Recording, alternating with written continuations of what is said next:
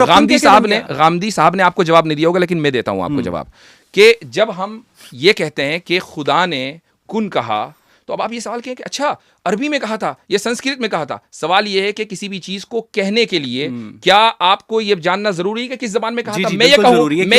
میں یہ کہوں کہ امرؤ القیس نے یا شیکسپیئر نے یا اقبال نے یہ بات کہی ہے، اب آپ فوراً ہی پوچھیں اچھا کس زبان میں کہی ہے؟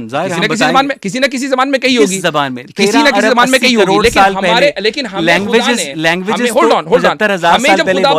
ہمیں جب خدا بتائے گا تو وہ اس زبان میں بتائے گا کہ جس زبان کو ہم سمجھتے ہوں گے، وہ اس زبان میں نہیں بتائے گا. اب مثال کے طور پر قرآن میں جو ہے پائتھن لینگویج نہیں لکھی ہوگی، یا اس کے اندر جو ہے کوئی آئی ٹی کی لینگویج نہیں لکھی ہوگی کہ اس زبان میں کہا تھا. قرآن میں وہ زبان لکھی ہوگی.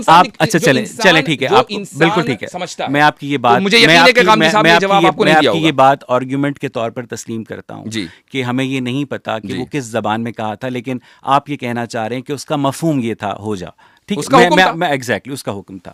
مجھے یہ بتائیں کہ جب اللہ تعالیٰ نے فرشتوں کو حکم دیا کہ آدم کو سجدہ کرو، اور پھر ابلیس جو کہ فرشتہ نہیں تھا، جن تھا، اس نے آدم کو سجدہ نہیں کیا، اور پھر اس کے بعد اس نے کہا کہ میں تیری مخلوق کو بہکاؤں گا، آل دیٹ.